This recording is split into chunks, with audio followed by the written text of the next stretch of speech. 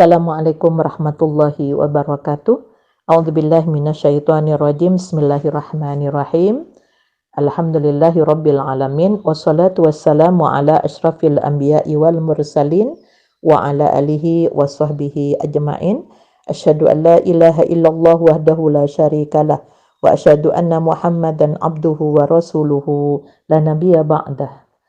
Pemirsa dan pendengar yang dimuliakan oleh Allah, kajian kita kali ini tentang pentingnya keseimbangan antara ikhtiar, yaitu usaha yang kita sesuaikan dengan tuntunan Allah lewat Rasul-Nya, kemudian kita berdoa kepada Allah, setelah itu kita bertawakal dengan menyerahkan hasil ikhtiar dan doa kita menunggu apa yang akan ditakdirkan, ditentukan dengan kuasa Allah kepada kita sebagai hambanya.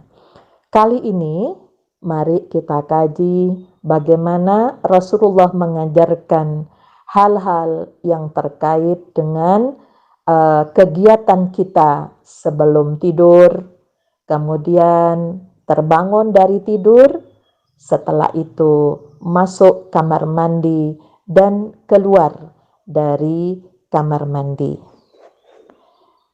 Yang pertama, pada hadis yang diriwayatkan oleh Bukhari dari Hudzaifah dan Abu Dzar radhiyallahu an, bahwa keduanya berkata, kana Nabi sallallahu alaihi wasallam idza awa ila firashihi qala bismika Allahumma ahya wa amut, wa idza staiqadha qala alhamdulillahilladzi ahyana ba'dama amatana wa ilaihin nusyur. Bila Nabi sallallahu alaihi wasallam berangkat untuk tidur, biasanya beliau mengucapkan bismika Allahumma ahya wa amut, atas namamu ya Allah aku hidup dan aku mati. Ada pada redaksi yang lain bismika Allahumma amutu wa ahya. Kemudian jika bangun dari tidur, maka diucapkannya alhamdulillahilladzi ahyana ba'dama amatana wa ilaihin nusyur. Segala puji bagi Allah yang telah menghidupkan setelah mematikan kami, dan kepadanya kami akan kembali. Kemudian wa kana min hadiyihi ayyad'a yadahu liyumna tahta khaddihi wa yaqulu Allahumma kini adzabaka yauma tab'atsu ibadaka salasan. Di antara tuntunannya ialah meletakkan tangan kanan di bawah pipi dan mengucapkan Allahumma kini adzabaka yauma tab'atsu ibadaka, yang artinya ya Allah lindungilah daku dari siksamu di hari engkau membangkitkan hamba-hambamu, sebanyak 3 kali. Sehingga posisi miring ke arah kanan, ya, kalau dari sisi analisa ya, dari kita lihat, kemudian tentunya lambung itu ada di atas sehingga ketika tidur di awal itu bisa maksimal untuk bekerja setelah kita melakukan aktivitas di makan malam. Jadi itu secara ikhtiarnya.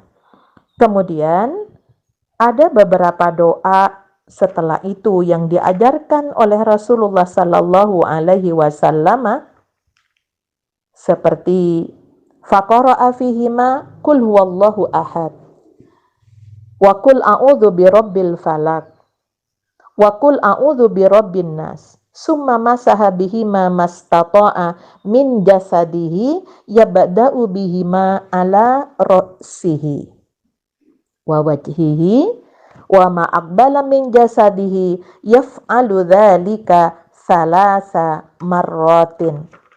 Ya. Kemudian setelah itu membaca Al-Ikhlas, Al-Falaq, kemudian An-Nas. Ya, setelah itu diusapkannya kedua telapak tangan itu di semua bagian tubuhnya yang terjangkau oleh tangan. Dengan memulainya dari kepala dan muka, lalu bagian depan dari tubuhnya. Hal itu dilakukan sebanyak 3 kali. Jadi membacanya Al-Ikhlas 3 kali, Al-Falaq 3 kali, An-Nas 3 kali, kemudian mengusapkan ke tubuh juga dilakukan sebanyak 3 kali.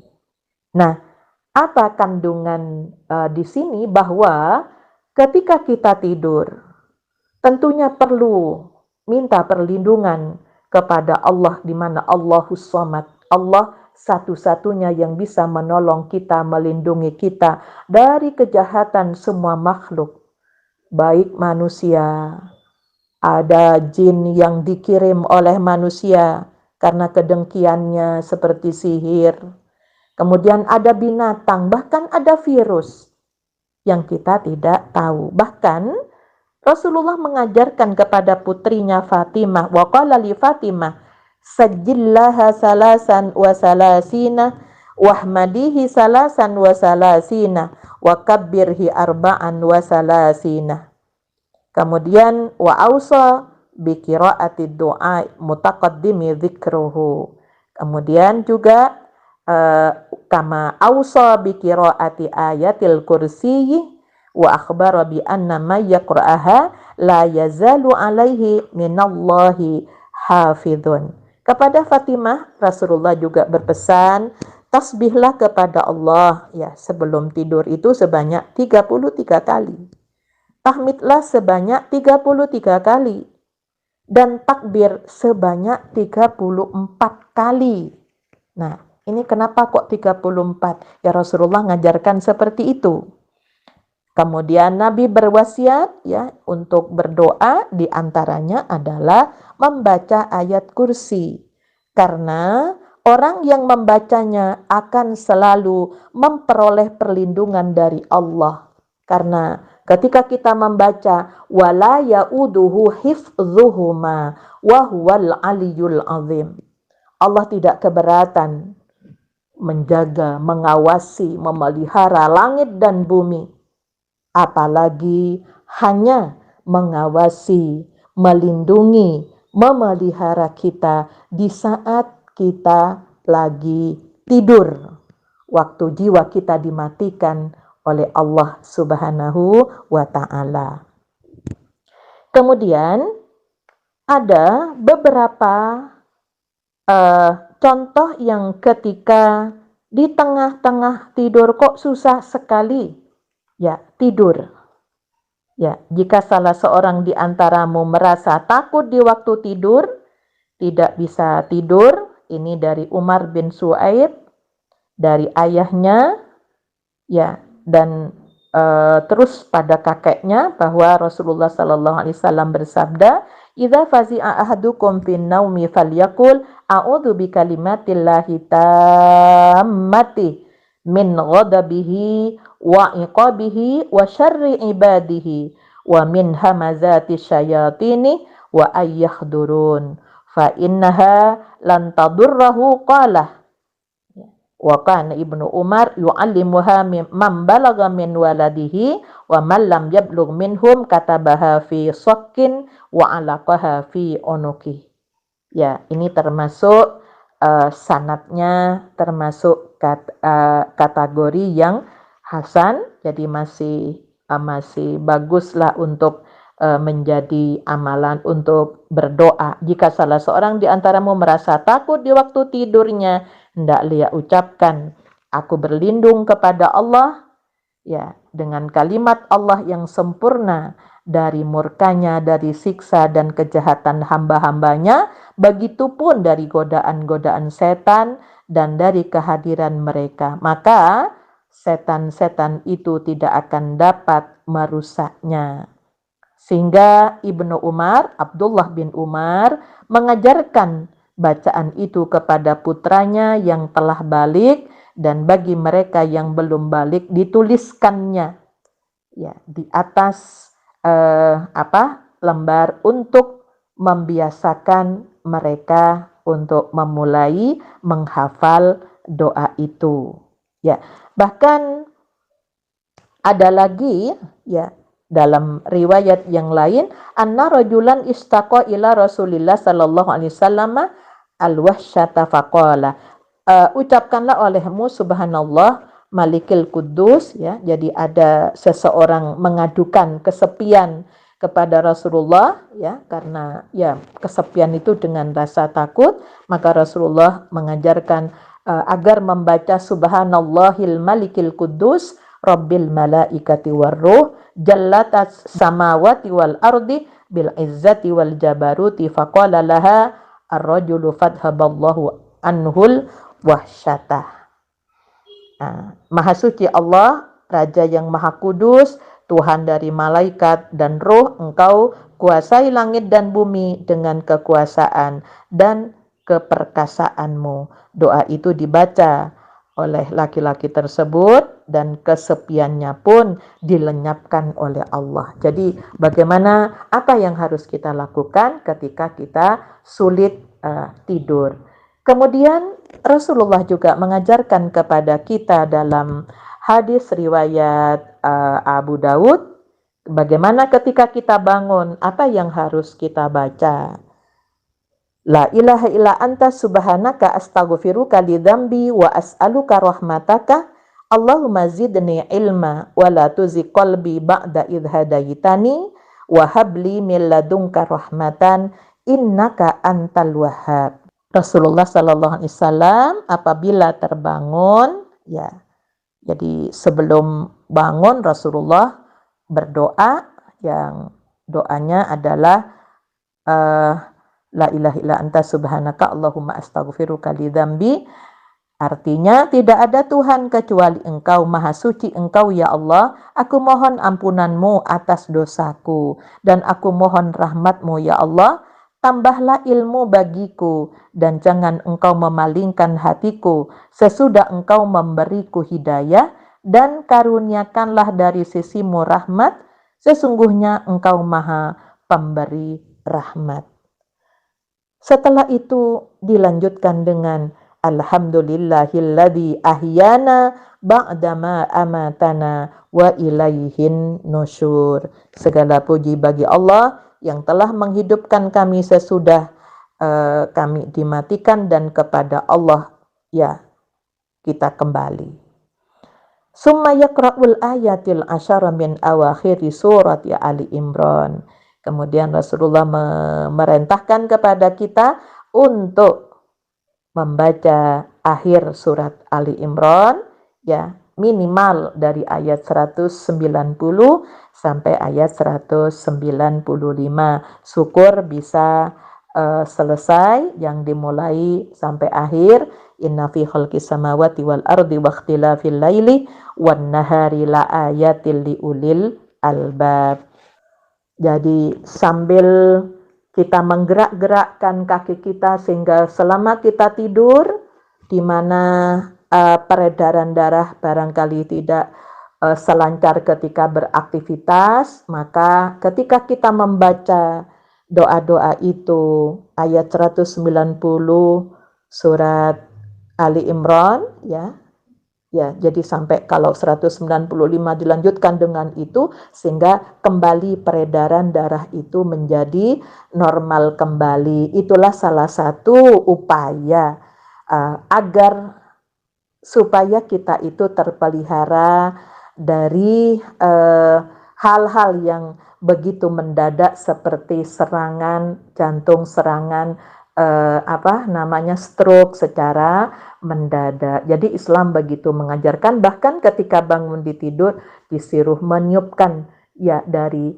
keluarkan dari hidung kita sebanyak 3 kali. Setelah itu duduk beranjak menuju kamar mandi tentunya ya, dengan Rasulullah mengajarkan doa Allahumma inni a'udzubika minal khubusi wal khaba'is. Dalam hadis riwayat Bukhari dan Muslim, ya Allah, aku berlindung kepadamu dari setan, ya, baik laki-laki maupun yang betina. Artinya apa? Setan itu dalam gambaran memang jin itu senangnya di kamar mandi. Virus-virus bakteri itu tentunya ada. Maka Rasulullah mengajarkan disuruh siram dulu di pojok-pojok itu.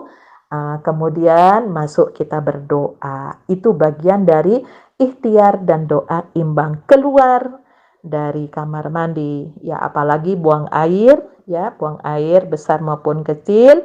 Dalam hadis Abu Daud diajarkan ghufranakal hamdulillahilladzi azhaba annil adha wa afani. Aku mohon ampunanmu, segala puji bagi Allah yang telah menghilangkan penyakit dan telah menyembuhkannya dan menyelamatkan. Ya, jadi bagaimana kalau kita tidak bisa buang air ini besar? Bagaimana kalau kita nggak bisa mengeluarkan angin, ya, tidak bisa kencing dan sebagainya? Itu tentunya akan menjadi sebuah siksaan. Nah, ini pemirsa dan pendengar yang dimuliakan oleh Allah, hal-hal yang sering kita lupakan. Nah, untuk itu kalau kita sudah berupaya antara ikhtiar dan sudah kita berdoa kepada Allah, kita biasakan, insya Allah kalau sering kita lakukan maka akan menjadi terbiasa. Maka ya, hal-hal yang kita tidak diinginkan, ya, tidak sampai terjadi hal-hal yang menyakitkan buat kita semuanya, baik godaan-godaan yang datang dari kedengkian manusia maupun dari makhluk Allah yang halus, yang tidak suka kalau manusia itu baik-baik, yang banyak dari kalangan jin, ya, kemudian juga termasuk binatang-binatang dan bakteri, ada virus yang itu juga makhluk Allah, ya, kita berlindung. Di saat kita lengah, maka Allah akan senantiasa memberikan pengawasan. Jadi Allah akan mengutus malaikat-malaikat Allah untuk senantiasa memberikan pendampingan kepada kita semuanya. Sehingga kalau kita tidak ada ikhtiar, tidak ada doa, kemudian ketika mendapatkan cobaan dari Allah, jangan keburu bilang ujian. Ingat pemirsa, itu peringatan. Mungkin kita melupakan hal-hal yang kita anggap kecil yang di dalam kehidupan ini. Padahal Rasulullah Sallallahu Alaihi Wasallam mengajarkan begitu tertibnya. Begitu tertibnya, mulai dari bangun tidur ke tidur kembali, keluar rumah, kemudian masuk ke rumah, sampai makan dan minum, semua ada aturan-aturannya. Namun kita memang sudah bisa, ketika tidak dibiasakan, maka jangan berharap. Jangan berharap sesuatu yang kita bisa menjadi kebiasaan. Ya. Lebih dan kurangnya saya mohon maaf.